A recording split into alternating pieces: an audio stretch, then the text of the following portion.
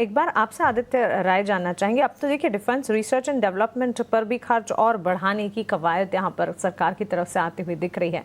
All in all defence sector के लिए हर दिन हम देखते हैं डेवलपमेंटल मूव्स ही नजर आते हैं। मानसी, ये एक ऐसा सेक्टर बनने जाने वाला है, मुझे लग रहा है आने वाले दिनों में, जिसमें आपको बहुत ही उम्दा अपॉर्चुनिटीज मिलेगी। और आप मनी मेकिंग अपॉर्चुनिटीज को हम वेल्थ क्रिएशन कहते हैं, शायद ये एक सेक्टर वैसा उभर कर आ रहा है जिसको आप वेल्थ क्रिएशन सेक्टर बोल सकते हैं।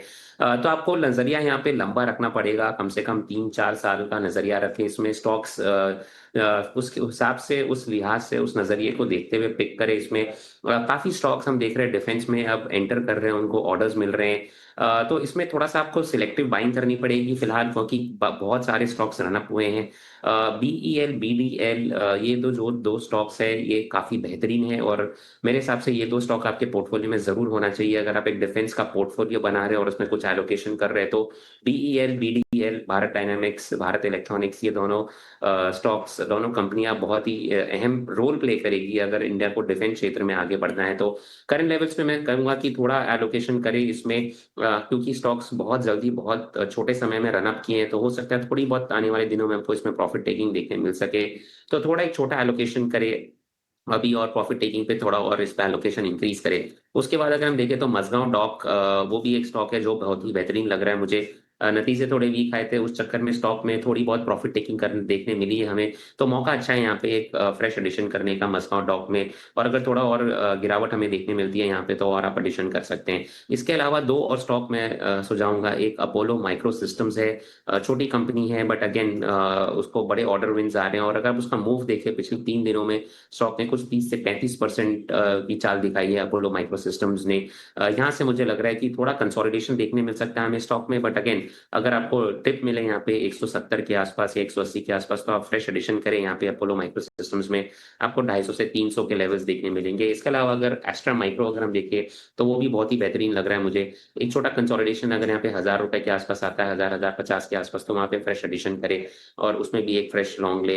एंड फाइनली HAL, उसमें एक नजरिया बुलिश मेंटेन्ड है, उसको भी आप ऐड करें। तो ये सभी स्टॉक्स जो हम डिस्कस कर रहे हैं, ये स्टॉक्स को आपको रडार पे रखना है, इसको ऐड करना है पोर्टफोलियो में।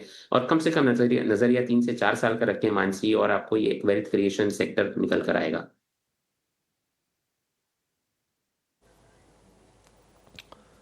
ठीक है। डिफेंस पर काफ़ी एलेबोरेटेड अपना टेक दिया है आदित्य जी ने।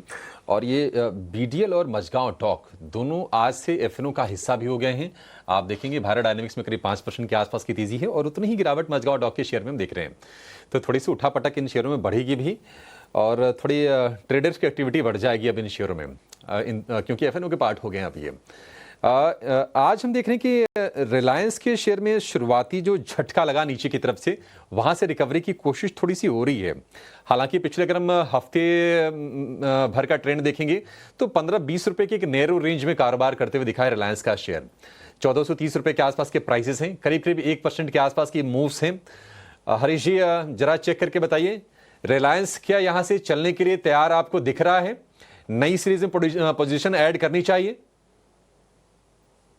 बिल्कुल अभिषेक जी, जिस तरीके से रिलायंस देखिए लास्ट कुछ दिनों से कंसोलिडेट कर रहा है और एक छोटा सा पेरेंट पैटर्न फॉर्मेशन बन रहा है टेक्निकल्स में, मुझे लग रहा है कि रिलायंस को और दूसरा चीज कल के सत्र में वॉल्यूम से एक शानदार वॉल्यूम के साथ हुआ था। तो मुझे लग रहा है कि ये ब्रेकआउट के लिए तैयारी कर रहे हैं रिलायंस इंडस्ट्रीज। ऊपर मुझे लग रहा है कि 1500 लेवल्स तक हम लोग देखने मिल सकते हैं रिलायंस में।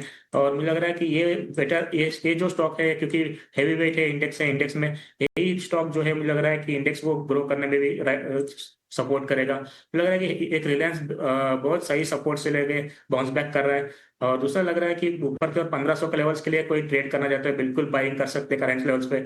और स्टॉप लॉस बना रहेगा, छोटा सा स्टॉप लॉस रहेगा जो कि 1400 के नीचे। तो 1400 का स्टॉप लॉस के साथ बिल्कुल 1500 के लिए टारगेट के लिए शॉर्ट टर्म के लिए प्ले कर सकते हैं 1-2 दिन के लिए।